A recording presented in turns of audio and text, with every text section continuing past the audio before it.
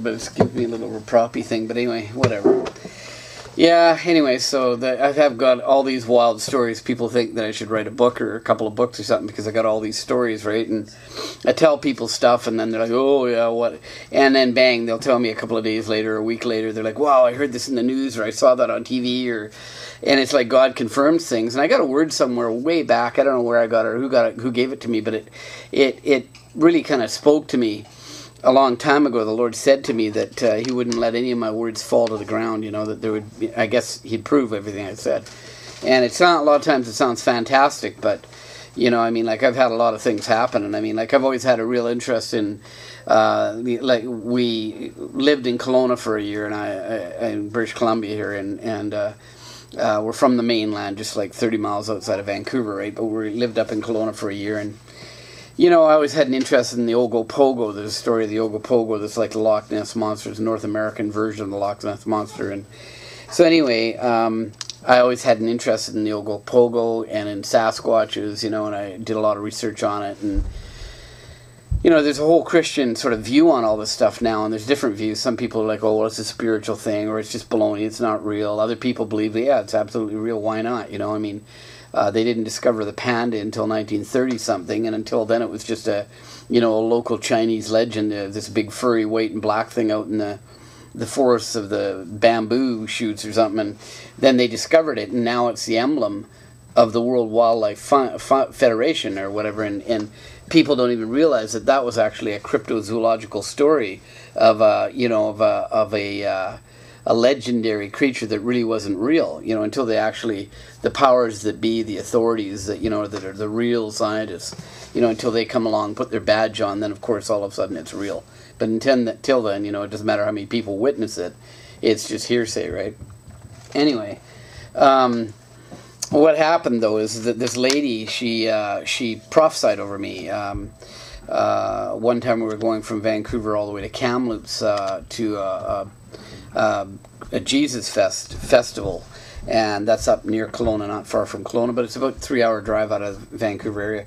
And so we had quite a bit of time on the road, and there was a group of us in this car, but she started prophesying over me, and she's quite prophetic and usually fairly accurate, and you know, I don't, you know, buy into everything that's prophetically said over me, but there's been, you know, different times when things have been very, very accurate, and this is one of those times where it actually, the fruit came pretty quick.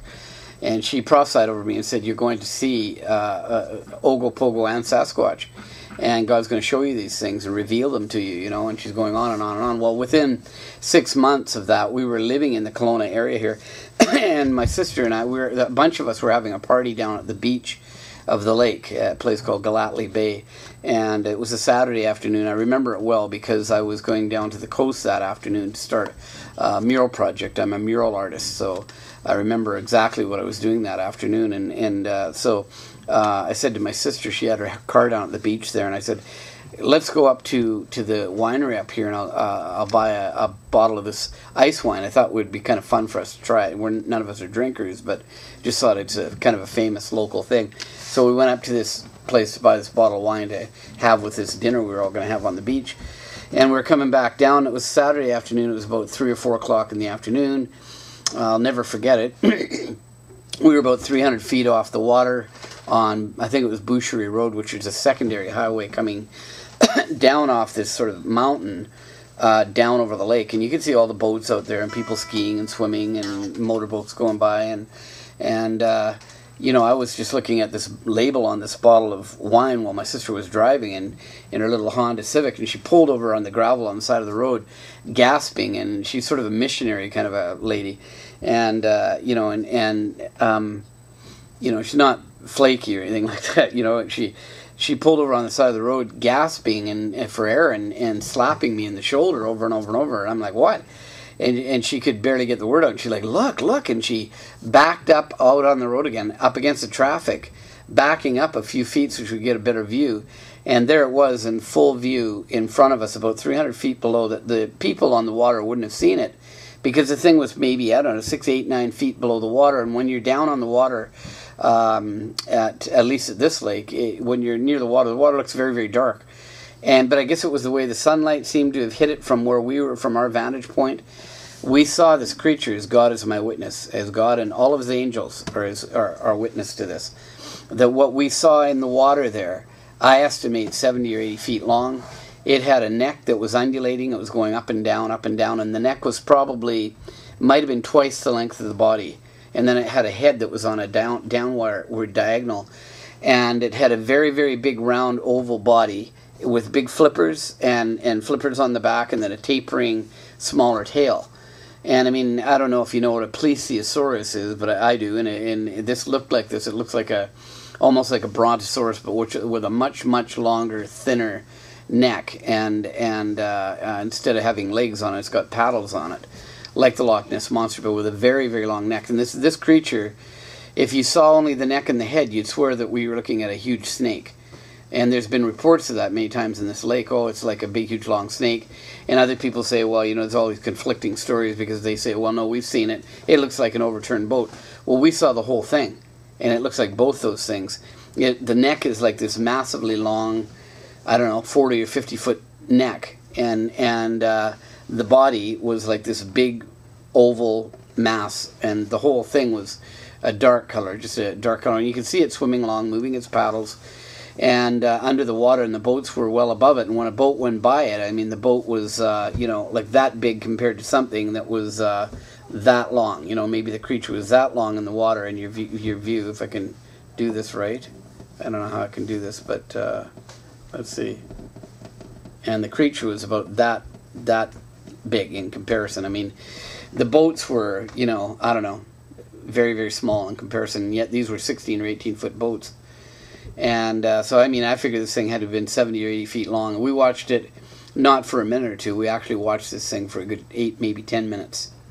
And it just kind of swam out of the bay, which was near Galatly Bay, where we were having our party was just down the road another mile and a half. But this was actually in Green Bay, which actually is an area where they say that there's a lot of frequent sightings, and very famous sightings, actually. So it was around 3 or 4 o'clock in the afternoon.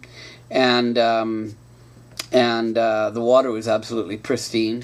And apparently there was a guy with a camcord who worked at a jet ski rental place down just down the road, or on the lake, just down the road there.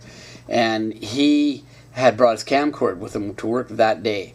And as he actually said the exact same day the year before. And he never usually brought his camcord, but in both cases, that day, that particular day, and the very same day a year before that, he had brought his camcorder. And both times, including the day that we saw the creature, he filmed it. And apparently he made it on to Oprah Winfrey, and I believe he was on Good Morning America. And so, yeah, I mean, like, you know, I hear all these people, they poo-poo this and that, and they've got all these ideas. But I've got an interesting scripture that God showed me one time in the Bible. I didn't even know it existed, and you'd have to look it up. Maybe you can do a word search and find it. But there's actually a scripture in the Bible that says that God is able to keep all of his creation. That's my story. Thanks. How's that? Great. Read.